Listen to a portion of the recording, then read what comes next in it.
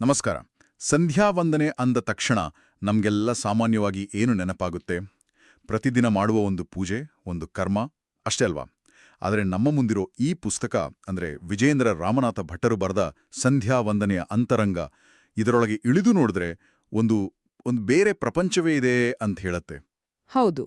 ಇದೊಂದು ಕೇವಲ ಆಚರಣೆಯಲ್ಲ, ಬದಲಿಗೆ ವ್ಯಕ್ತಿತ್ವ ವಿಕಾಸನಕ್ಕೆ ಒಂದು ಸಂಪೂರ್ಣ ವ್ಯವಸ್ಥೆ ಅಂತ, ಒಂದು ರೀತಿ ಯೋಗಿಕ್ ಲೈಫ್ ಹ್ಯಾಕ್ ಅಂತ ಲೇಖಕರು ವಾದ ಮಂಡಿಸ್ತಾರೆ. ಹಾಗಾದ್ರೆ ಇವತ್ತಿನ ನಮ್ಮ ಈ ಚರ್ಚೆಯ ಉದ್ದೇಶ ಈ ವಾದವನ್ನು ಸ್ವಲ್ಪ ಒರೆಗೆ ಹಚ್ಚೋದು. ಇದು ನಿಜವಾಗ್ಲೂ ಇವತ್ತಿನ ಜೀವನಕ್ಕೆ ಪ್ರಾಯೋಗಿಕವಾದ ಸಾಧನವೇ ಅಥವಾ ಕೇವಲ ಹಳೇ ಕಾಲದ ಪದ್ಧತಿಯೇ? ಬನ್ನಿ ಇದರ ಆಳಕ್ಕಿಳಿದು ನೋಡೋಣ. ಖಂಡಿತ. ನೀವು ಲೈಫ್ ಹ್ಯಾಕ್ ಅಂತ ಹೇಳಿದ್ದು ಅದು ಬಹಳ ಸೂಕ್ತವಾಯ್ತು. ಹೌದಾ? ಹೌದು. ಯಾಕೆಂದ್ರೆ ಈ ಗ್ರಂಥದ ಕೇಂದ್ರ ವಾದವೇ ಅದು. ಲೇಖಕರ ಪ್ರಕಾರ ಸಂಧ್ಯಾವಂದನೆ ಅಂದ್ರೆ ಕೇವಲ ಕೈ ಮುಗಿಯೋದಲ್ಲ, ಅದೊಂದು ಆಧ್ಯಾತ್ಮಿಕ ತಪಸ್ಸು. ಇದರ ಮೂಲ ಗುರಿ ನಮ್ಮೊಳಗೆ ಸುಪ್ತವಾಗಿರುವ ಚೇತನವನ್ನ ಎಬ್ಬಿಸಿ ನಮ್ಮ ಆಂತರಿಕ ಮತ್ತು ಬಾಹ್ಯ ಪ್ರಪಂಚದ ಮೇಲೆ ಒಂದು ಹಿಡಿತ ಸಾಧಿಸೋದು. ಇಲ್ಲಿ ನನಗೆ ಬಹಳ ಕುತೂಹಲ ಕೆರಳಿಸಿದ ಒಂದು ವಿಷಯ ಇದೆ.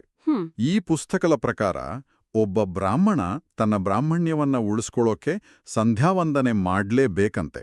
ಹೌದು, ಅದನ್ನ ಸ್ಪಷ್ಟವಾಗಿ ಹೇಳ್ತಾರೆ. ಹೌದು, ಮಾಡದಿದ್ರೆ ಅಶುದ್ಧನಾಗುತ್ತಾನೆ, ಬೇರೆ ಯಾವುದೇ ವೈದಿಕ ಕರ್ಮಕ್ಕೆ ಅನರ್ಹನಾಗುತ್ತಾನೆ ಅಂತಾನೂ ಹೇಳಿದ್ದಾರೆ.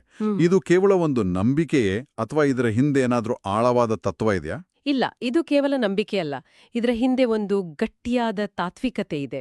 ನೋಡಿ, ಸಂಧ್ಯಾವಂದನೆಯ ಪ್ರಮುಖ ಉದ್ದೇಶ ಗಾಯತ್ರಿ ಜಪದ ಮೂಲಕ ಭಗವಂತನನ್ನ ಒಲಿಸಿಕೊಳ್ಳೋದು. ಸರಿ. ಇಲ್ಲಿ ಗಾಯತ್ರಿ ಪದದ ಅರ್ಥವೇ ಗಾನ ಮಾಡುವರನ್ನು ತ್ರಾಣ ಮಾಡುವಳು, ಅಂದ್ರೆ ಜಪಿಸುವರನ್ನ ರಕ್ಷಿಸುವಳು. ಗಾಯತ್ರಿ ಮಂತ್ರದ ಒಂದು ಭಾಗ ಧಿಯೋ ಯೋನಃ ಪ್ರಚೋದಯಾತ್ ಅಂತ ಇದೆಯಲ್ಲ, ಅಲ್ಲಿ ನಾವು ಕೇಳ್ಕೊಳ್ಳೋದು ಹಣ, ಆಸ್ತಿ, ಆರೋಗ್ಯವನ್ನಲ್ಲ, ಬದಲಿಗೆ ಧೀಶಕ್ತಿಯನ್ನು. ಧೀಶಕ್ತಿ? ಹೌದು. ಧೀ ಅಂದ್ರೆ ಬುದ್ಧಿಶಕ್ತಿ ಅಥವಾ ವಿವೇಚನಾಶಕ್ತಿ. ನಮ್ಮ ಬುದ್ಧಿಯನ್ನ ಪ್ರೋತ್ಸಾಹಿಸು, ಸರಿದಾರಿಯಲ್ಲಿ ನಡೆಸುವಂತ ಕೇಳ್ಕೊಳ್ಳೋದು. ಓಹೋ, ಇದು ಬಹಳ ಇಂಟ್ರೆಸ್ಟಿಂಗ್ ಆಗಿದೆ. ಅಂದ್ರೆ ಇದರ ಕೇಂದ್ರ ಬಿಂದು ಬುದ್ಧಿಶಕ್ತಿ. ನಿಖರವಾಗಿ. ಲೇಖಕರು ಕೊಡುವ ಒಂದು ಹೋಲಿಕೆ ನನಗಂತೂ ಬಹಳ ಇಷ್ಟವಾಯಿತು. ಹೊಲದಲ್ಲಿ ಭತ್ತ ಬೆಳೆಯುವಾಗ ಅದರ ಜೊತೆ ಕಳೆ ತಾನಾಗೇ ಬೆಳೆಯುತ್ತೆ. ಆದ್ರೆ ನಮ್ಮ ಗುರಿ ಭತ್ತ ಬೆಳೆಯೋದೇ ಹೊರತು ಕಳೆ ಅಲ್ಲ, ಅಲ್ವಾ? ಸರಿ. ಹಾಗೆ ಧೀಶಕ್ತಿಯನ್ನ ನಾವು ಪಡೆದ್ರೆ ಅದರ ಜೊತೆ ಪ್ರತಿಭೆ, ಯಶಸ್ಸು, ಆಯುಷ್ಯ, ಆರೋಗ್ಯ ಎಲ್ಲವೂ ಉಪಫಲಗಳಾಗಿ ತಾವಾಗೇ ಬರ್ತವೆ. ಆದರೆ ಮುಖ್ಯ ಗುರಿ ಮಾತ್ರ ಧೀಶಕ್ತಿಯನ್ನು ಪಡೆಯುವುದೇ ಆಗಿದೆ. ನಿಖರಲಾಗಿ. ಇದೇ ಈ ಗ್ರಂಥದ ಒಂದು ಪ್ರಮುಖ ಒಳನೋಟ. ಬೇರೆ ಎಲ್ಲಾ ಪ್ರಯೋಜನಗಳು ಈ ಒಂದು ಮುಖ್ಯ ಗುರಿಯ ಉಪ ಉತ್ಪನ್ನಗಳು, ಅಂದ್ರೆ ಬೈ ಪ್ರಾಡಕ್ಟ್ಸ್. ಪುಸ್ತಕದಲ್ಲಿ ಇನ್ನೊಂದು ವಿಷಯ ಓದಿ ನನಗೆ ಬಹಳ ಆಶ್ಚರ್ಯವಾಯಿತು. ಹೌದೇ? ಯಾವುದು? ಅದೇ, ಈ ದೇವಪೂಜೆಗಿಂತ ಸಂಧ್ಯಾವಂದನೆ ಸುಲಭವಾದ ಸಾಧನೆ ಅಂತ ಹೇಳ್ತಾರಲ್ಲ. ಓ, ಅದು? ಹೌದು. ಸಾಮಾನ್ಯವಾಗಿ ನಾವೆಲ್ಲ ಪೂಜೆಯನ್ನೇ ದೊಡ್ಡದು, ಹೆಚ್ಚು ಶ್ರೇಷ್ಠ ಅನ್ಕೋತೀವಲ್ಲ. ಈ ವಾದದ ಹಿಂದೆ ಲೇಖಕರ ತರ್ಕವಾದರೂ ಏನು? ಆ ಪ್ರಶ್ನೆ ಸಹಜ. ಲೇಖಕರು ಇದಕ್ಕೆ ಒಂದು ತಾಂತ್ರಿಕ ಕಾರಣವನ್ನು ಕೊಡ್ತಾರೆ. ಅವರ ಪ್ರಕಾರ ದೇವಪೂಜೆ ಅನ್ನೋದು ಒಂದು ಸಂಕೀರ್ಣ ಪ್ರಕ್ರಿಯೆ.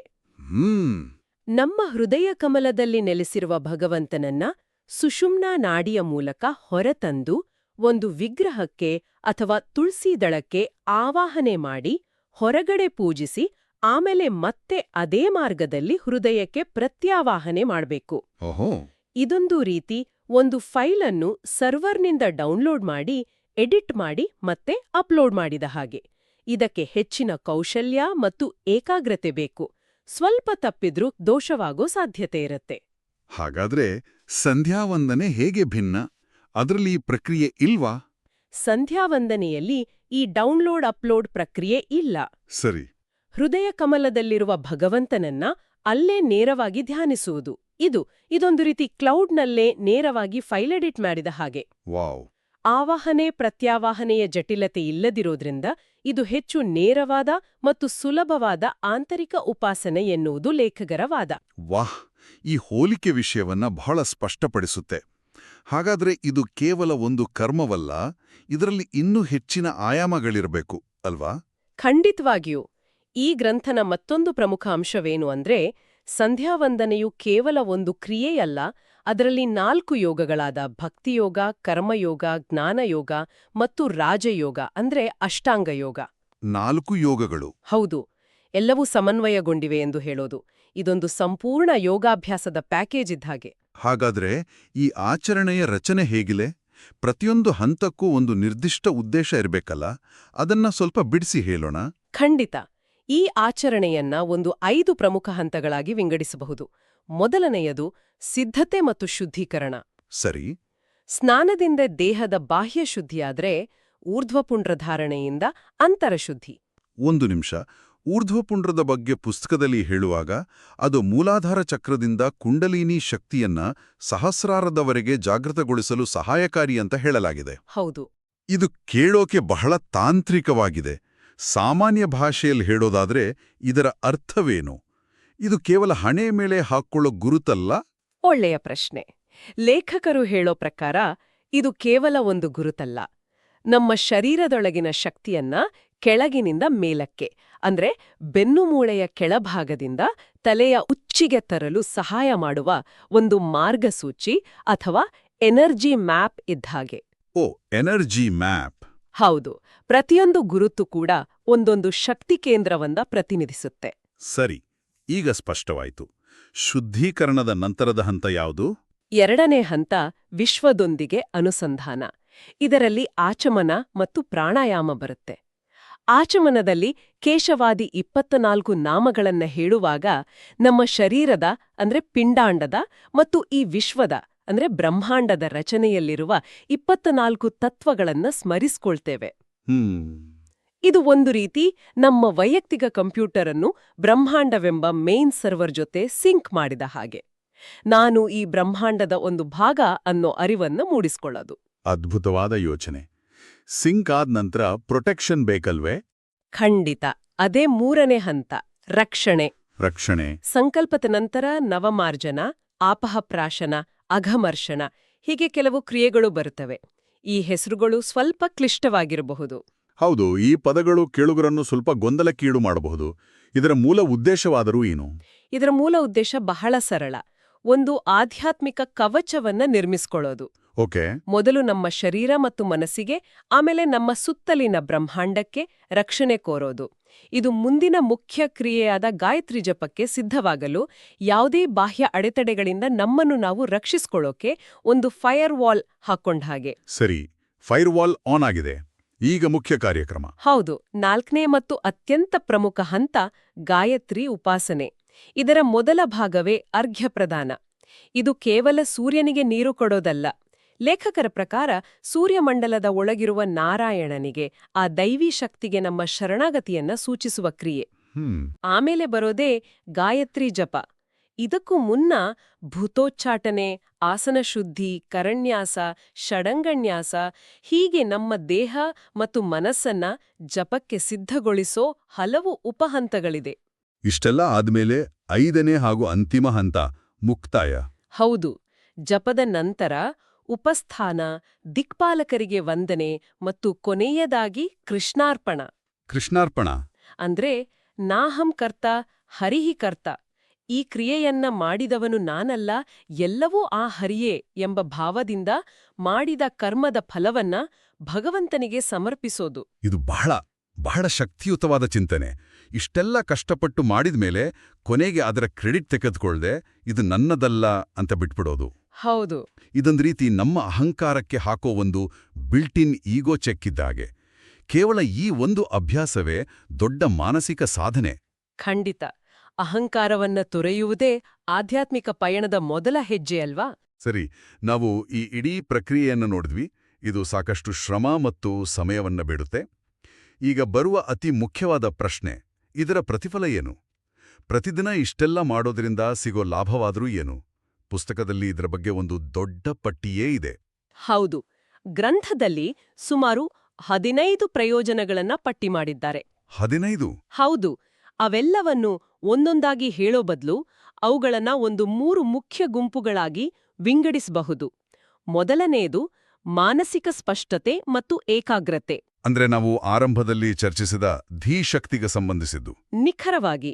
ಪುಸ್ತಕದ ವಾದವೇನು ಅಂದ್ರೆ, ಗಾಯತ್ರಿ ಜಪದಿಂದ ನಮ್ಮ ಬುದ್ಧಿಶಕ್ತಿ ಮತ್ತು ವಿವೇಚನೆ ಚುರುಕಾದಾಗ ತಪ್ಪು ಸರಿಗಳ ನಡುವಿನ ಗೊಂದಲ ಕಡಿಮೆ ಆಗತ್ತೆ. ಮನಸ್ಸಿನ ಚಂಚಲತೆ ದೂರವಾಗಿ ಏಕಾಗ್ರತೆ ಹೆಚ್ಚುತ್ತೆ. ಒಮ್ಮೆ ನಿಮ್ಮ ಮನಸ್ಸು ಸ್ಪಷ್ಟವಾದ್ರೆ ಉಳಿದ ಯಶಸ್ಸು ತಾನಾಗಿಯೇ ಬರುತ್ತೆ ಎನ್ನೋದು ಇದರ ತಿರುಳು. ಸರಿ, ಇದು ಮೊದಲ ಗುಂಪು. ಎರಡನೇದು ಯಾವುದು? ಎರಡನೆಯದು ಭಾವನಾತ್ಮಕ ಮತ್ತು ಆಧ್ಯಾತ್ಮಿಕ ಬೆಳವಣಿಗೆ. ಇದರಿಂದ ಭಗವಂತನಲ್ಲಿ ಶ್ರದ್ಧೆ, ಭಕ್ತಿ ದೃಢವಾಗುತ್ತೆ. ನಮ್ಮ ಅಂತಃಚೇತನ ಜಾಗೃತವಾಗಿ ಜೀವನಕ್ಕೆ ದಾರಿ ತೋರುತ್ತೆ. ವಾಣಿಯಲ್ಲಿ ಮೃದುತ್ವ ಮತ್ತು ಸತ್ಯ ನೆಲೆಸುತ್ತೆ. ಮನಸ್ಸಿನಲ್ಲಿ ಸಾತ್ವಿಕ ಗುಣಗಳು ಬೆಳೆಯುತ್ತವೆ. ಮತ್ತು ಅತಿ ಮುಖ್ಯವಾಗಿ ನಾನು ಎಂಬ ಅಹಂಕಾರ ದೂರವಾಗುತ್ತೆ. ಮುಖದಲ್ಲಿ ತೇಜಸ್ಸು ಹೆಚ್ಚುತ್ತೆ ಅನ್ನೋದನ್ನು ಕೂಡ ಇದರಲ್ಲಿ ಸೇರಿಸಬಹುದು. ಪುಸ್ತಕದಲ್ಲಿ ಪಾಪ ಪರಿಹಾರದ ಬಗ್ಗೆಯೂ ಒಂದು ಮಾತು ಬರುತ್ತೆ. ಹೌದು. ಪ್ರಾತಃಕಾಲದ ಸಂಧ್ಯಾವಂದನೆ ರಾತ್ರಿಯ ಪಾಪಗಳನ್ನು, ಸಾಯಂಕಾಲದ ಸಂಧ್ಯಾವಂದನೆ ಹಗಲಿನ ಪಾಪಗಳನ್ನು ನಾಶ ಮಾಡುತ್ತೆ ಅಂತ. ಇವತ್ತಿನ ಕಾಲದವರೆಗೆ ಪಾಪವನ್ನು ತೊಳೆಯೋದು ಅನ್ನೋ ಮಾತು ಸ್ವಲ್ಪ ಅನುಕೂಲಕರವಾಗಿ ಕೇಳ್ಬೋದು. ಇದು ಅಕ್ಷರಶಃ ಪಾಪ ತೊಳೆಯೋದೇ ಅಥವಾ ಇದರ ಹಿಂದೆ ಬೇರೆ ಅರ್ಥ ಇದೆಯಾ ಅಂತ ಲೇಖಕರು ವಿವರಿಸ್ತಾರಾ? ಒಳ್ಳೆಯ ಪ್ರಶ್ನೆ. ಲೇಖಕರು ಇದನ್ನ ಆಧ್ಯಾತ್ಮಿಕ ದೃಷ್ಟಿಕೋನದಿಂದ ವಿವರಿಸುತ್ತಾರೆ. ಆದರೆ ನಾವು ಇದನ್ನ ಮಾನಸಿಕ ದೃಷ್ಟಿಕೋನದಿಂದಲೂ ನೋಡಬಹುದು. ಓಕೆ. ಇದೊಂದು ಸೈಕಲಾಜಿಕಲ್ ರೀಸೆಟ್ ಇದ್ದಾಗ ಹಾಗೆ. ಪ್ರತಿದಿನ ಗೊತ್ತಿದ್ದೋ ಗೊತ್ತಿಲ್ದೆಯೋ ಮಾಡಿದ ತಪ್ಪುಗಳ ಭಾರವನ್ನ ಹೊತ್ಕೊಂಡು ಮಲಗೋ ಬದಲು ಒಂದು ಕ್ಷಮೆಯಾಚನೆಯ ಮೂಲಕ ಆ ಭಾರವನ್ನ ಇಳಿಸಿ ಹೊಸದಾಗಿ ದಿನವನ್ನ ಆರಂಭಿಸಲು ಅಥವಾ ಮುಗಿಸಲು ಇದೊಂದು ಮಾನಸಿಕ ತಂತ್ರ. ಹೌದು. ಇದು ಮನಸ್ಸನ್ನು ನಿರಾಳವಾಗಿಸುತ್ತೆ. ಹೌದು. ಆ ದೃಷ್ಟಿಕೋನದಿಂದ ನೋಡಿದಾಗ ಅದು ಹೆಚ್ಚು ಅರ್ಥಪೂರ್ಣ ಎನಿಸುತ್ತೆ. ಇನ್ನು ಮೂರನೇ ಗುಂಪಿನ ಪ್ರಯೋಜನಗಳು? ಮೂರನೆಯದ್ದು ಸಮಗ್ರ ಆರೋಗ್ಯ. ಇದರಲ್ಲಿರೋ ಪ್ರಾಣಾಯಾಮದಿಂದ ಉಸಿರಾಟದ ವ್ಯವಸ್ಥೆ ಸುಧಾರಿಸುತ್ತೆ, ರಕ್ತ ಸಂಚಲನೆ ಚೆನ್ನಾಗಿ ಆಗುತ್ತೆ, ಹೀಗೆ ಹಲವಾರು ದೈಹಿಕ ರೋಗಗಳು ದೂರವಾಗುತ್ತವೆ. ಹಾಗಾಗಿ ಇದು ಮಾನಸಿಕ, ಆಧ್ಯಾತ್ಮಿಕ ಮತ್ತು ದೈಹಿಕ ಈ ಮೂರೂ ಆಯಾಮಗಳಲ್ಲೂ ಕೆಲಸ ಮಾಡುವ ಒಂದು ಸಮಗ್ರ ಅಭ್ಯಾಸ. ಇಷ್ಟೆಲ್ಲ ಮಹತ್ವ ಮತ್ತು ಪ್ರಯೋಜನಗಳಿರೋ ಈ ಆಚರಣೆ ಇತ್ತೀಚಿನ ದಿನಗಳಲ್ಲಿ ಯಾಕೆ ಕಡಿಮೆ ಆಗ್ತಿದೆ? ಈ ಬಗ್ಗೆ ಲೇಖಕರು ಕೆಲವು ವಾಸ್ತವಿಕ ಕಾರಣಗಳನ್ನು ನೀಡ್ತಾರೆ. ಹೌದು, ಅವರು 3 ಪ್ರಮುಖ ಕಾರಣಗಳನ್ನ ಗುರುತಿಸ್ತಾರೆ. ಮೊದಲನೆಯದ್ದು ಸರಿಯಾದ ಮಾರ್ಗದರ್ಶನದ ಕೊರತೆ. ಸರಿ. ಅವನ್ನ ಯಾರೂ ವಿವರಿಸೋದಿಲ್ಲ. ಹಾಗಾಗಿ ಅದೊಂದು ಯಾಂತ್ರಿಕ ಕ್ರಿಯೆಯಾಗಿ ಉಳಿದುಬಿಡುತ್ತೆ. ಅಂದ್ರೆ ಏನು ಮಾಡಬೇಕು ಅಂತ ಹೇಳ್ತಾರೆ, ಆದ್ರೆ ಯಾಕೆ ಮಾಡಬೇಕು ಅಂತ ಹೇಳೋದಿಲ್ಲ. ಹೌದು. ಎರಡನೆಯ ಕಾರಣ ಆಧುನಿಕ ಶಿಕ್ಷಣ ಮತ್ತು ಶಾಲೆಯ ಸಮಯ. ಬೆಳಗ್ಗೆ ಶಾಲೆಗೆ ಹೋಗೋ ಅವಸರ, ಸಂಜೆ ಟ್ಯೂಷನ್, ಹೋಂವರ್ಕ್ನ ಒತ್ತಡದಲ್ಲಿ ಇದಕ್ಕೆ ಸಮಯವೇ ಸಿಗೋದಿಲ್ಲ. ಜೀವನ ಶೈಲಿ ಸಂಪೂರ್ಣ ಬದಲಾಗಿದೆ. ಮೂರನೇ ಕಾರಣ ಬಹಳ ಸೂಕ್ಷ್ಮವಾಗಿದೆ. ಯಾವುದು? ಒಂದೇ ಸಂಪ್ರದಾಯದಲ್ಲಿರೋ ಪಾಠಭೇದಗಳು. ಓಹೋ, ಹೌದು. ಅಂದ್ರೆ ಮಂತ್ರಗಳಲ್ಲಿ, ಆಚರಣೆಯ ಕ್ರಮಗಳಲ್ಲಿರೋ ಸಣ್ಣ ಪುಟ್ಟ ವ್ಯತ್ಯಾಸಗಳು. ಸಂಧ್ಯಾವಂದನೆಗೆ 1000 ಪಾಠ ಅನ್ನೋ ಮಾತೇ ಇದೆಯಲ್ಲ, ಇದರಿಂದ ಯಾವುದು ಸರಿ ಯಾವುದು ತಪ್ಪೋ ಅನ್ನೋ ಗೊಂದಲ ಶುರುವಾಗಿ ಆಚರಣೆಯ ಮೇಲಿನ ಶ್ರದ್ಧೆಯೇ ಹೊರಟೋಗುತ್ತೆ. ನಿಜ.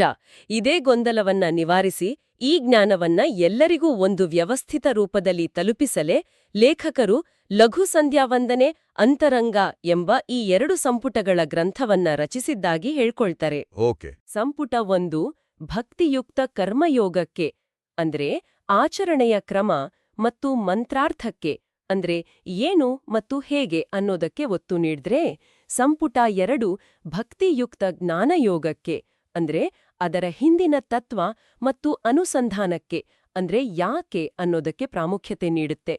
ಒಟ್ಟಿನಲ್ಲಿ ಈ ಗ್ರಂಥವು ಸಂಧ್ಯಾವಂದನೆಯನ್ನ ಕೇವಲ ಒಂದು ಯಾಂತ್ರಿಕ ಆಚರಣೆಯಾಗಿ ನೋಡಬೇಡಿ, ಅದು ವ್ಯಕ್ತಿಯನ್ನ ವಿಶ್ವದೊಂದಿಗೆ ಬೆಸೆಯುವ, ನಮ್ಮನ್ನು ನಾವೇ ಉತ್ತಮಪಡಿಸಿಕೊಳ್ಳುವ ಒಂದು ಸಮಗ್ರ ಸಾಧನ ಅಂತ ನಿರೂಪಿಸುತ್ತೆ. ಹೌದು. ಕೊನೆಯದಾಗಿ ಯಾವುದೇ ಆಚರಣೆಯ ಯಶಸ್ಸಿಗೆ ಶ್ರದ್ಧೆ ಅತ್ಯಗತ್ಯ ಅಂತ ಲೇಖಕರು ಒತ್ತಿ ಹೇಳ್ತಾರೆ. ಶ್ರದ್ಧೆ ಅಂದ್ರೆ ಆಸ್ತಿಕ ಬುದ್ಧಿ. ಅಂದ್ರೆ ಶಾಸ್ತ್ರಗಳಲ್ಲಿ ಹೇಳಿರೋದು ಸತ್ಯ ಮತ್ತು ಈ ಆಚರಣೆಯಿಂದ ನನಗೆ ಒಳಿತಾಗುತ್ತೆ ಎಂಬ ದೃಢ ನಂಬಿಕೆ. ಈ ನಂಬಿಕೆ ಕುರುಡಾಗಿ ಬರೋದಿಲ್ಲ, ಅದು ಜ್ಞಾನದಿಂದ ಬರುತ್ತೆ. ಈ ಗ್ರಂಥವು ಆ ಜ್ಞಾನವನ್ನ ನೀಡಿ ಶ್ರದ್ಧೆಯನ್ನ ಹೆಚ್ಚಿಸಿ ಆಚರಣೆಯನ್ನ ಅರ್ಥಪೂರ್ಣವಾಗಿಸುವ ಒಂದು ಪ್ರಾಮಾಣಿಕ ಪ್ರಯತ್ನ ಮಾಡುತ್ತೆ. ಈ ಚರ್ಚೆಯ ಕೊನೆಯಲ್ಲಿ ಈ ಗ್ರಂಥದಲ್ಲಿನ ಒಂದು ಮಾತು ನೆನಪಾಗ್ತಿದೆ. ಸುಖ ಬಂದಾಗ ಕೃತಜ್ಞತೆ ಸಲ್ಲಿಸಬೇಕು, ದುಃಖ ಬಂದಾಗ ಅದು ನಮ್ಮ ಉದ್ಧಾರಕ್ಕಾಡಿಯೇ ಬಂದಿದೆ ಎಂದು ಸಮಾಧಾನ ಪಟ್ಟುಕೊಳ್ಳಬೇಕು ಅಂತ. ಹೌದು. ಎರಡೂ ಸಂದರ್ಭಗಳಲ್ಲಿ ಭಗವಂತನ ಸ್ಮರಣೆ ಇರಬೇಕೆನ್ನುತ್ತಾರೆ. ಹೌದು. ಹಾಗಾದರೆ ಸಂಧ್ಯಾವಂದನೆಯಂತಹ ಒಂದು ದೈನಂದಿನ ನಿಷ್ಠೆಯು ಜೀವನದ ಏರುಪೇರುಗಳಿಗೆ ನಾವು ಸ್ಪಂದಿಸುವ ರೀತಿಯನ್ನ, ನಮ್ಮ ಮನಸ್ಥಿತಿಯನ್ನ ಹೇಗೆ ಬದಲಾಯಿಸಬಹುದು? ಬಹುಶಃ ಇದು ಪ್ರತಿಯೊಬ್ಬರೂ ಆಲೋಚಿಸಬೇಕಾದ ವಿಷಯ.